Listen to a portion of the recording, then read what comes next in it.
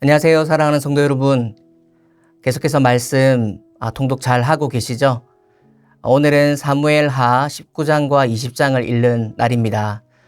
저도 이 말씀 준비하면서도 읽고 또 분량에 따라가며 읽으면서 하나님의 말씀을 읽는 큰 유익과 은혜를 누리고 있는 것이 참 감사입니다. 오늘도 주어진 본문을 통해서 하나님께서 우리에게 주시는 그 말씀의 은혜를 누리는 저와 성도님들 되시기를 축복합니다. 오늘 사무엘하의 19장과 20장 두 장의 말씀인데요. 19장에 보면 그 이전의 문맥과 이어지는 내용이 등장하는데 요압 장군이 다윗을 찾아가서 항변하고 있는 장면을 보여줍니다. 왜 장군이 왕을 찾아가 항변하는 모습을 보게 될까요?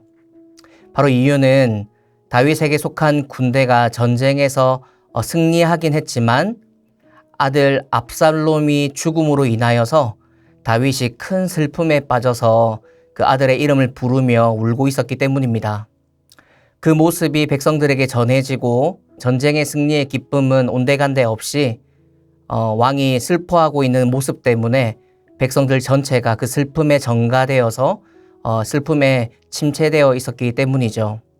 그래서 요압이 찾아가서 이러시면 안 된다라는 말씀을 주고 있는 것입니다.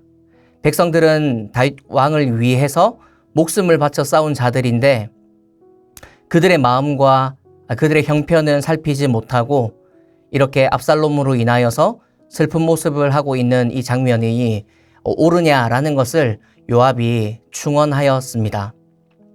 그래서 다윗은 요압의 말을 듣고 부하들과 백성들을 위로하고 격려하기 위해서 왕의 모습을 드러내는 장면 보여지고 있죠. 그리고 뿐만 아니라 그 전쟁에서 승리했기 때문에 이어지는 문맥을 보게 되면 다윗을 예루살렘 성으로 모셔야 한다는 주장들이 생겨나게 됩니다. 그리고 그 이후의 문맥은 자신을 저주했던 시므이와 므비보셋에 대한 다윗의 처분에 대한 내용들 적혀져 있지요.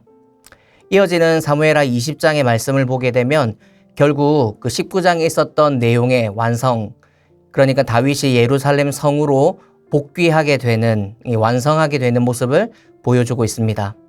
그런데 다윗을 못마땅하게 여겼던 세바가 결국엔 이 다윗 왕을 또 반역하게 되고 그 무리를 형성하게 되는 이야기가 적혀져 있거든요. 다윗이 아마사라고 하는 자에게 군대를 소집하라고 명령합니다. 바로 이 세바를 잡아 죽이기 위해서였죠. 그런데 아마사가 다윗의 명령을 받았음에도 불구하고 그 명령의 일부로 지체하게 됩니다. 이를 안 요압이 아마사를 죽이게 되고 요압의 군대가 세바를 계속 추격하게 되죠. 끝까지 쫓아간 이 요압의 군대는 결국 아벨성까지 쫓아가게 되고 아벨성을 포위하고 세바를 죽이려고 그 성 자체를 다 진멸하려고 하는 위기에 놓여집니다. 이때 아벨성에 지혜로운 한 여인이 등장하여서 요압을 만나 설득하죠. 이 성은 그런 성이 아니다. 무엇을 원하느냐? 그래서 세바를 원한다고 하는 이 요압의 말을 듣고 이 지혜로운 여인이 성 안으로 들어가서 그 성 사람들과 함께 세바를 죽여 그 머리를 성 밖으로 던져주는 이야기까지가 사무엘하 20장의 이야기입니다. 사랑하는 성도님들, 두 장의 말씀을 통하여서 우리가 살펴볼 수 있는 것은 쉽지 않은 다윗의 인생 스토리죠.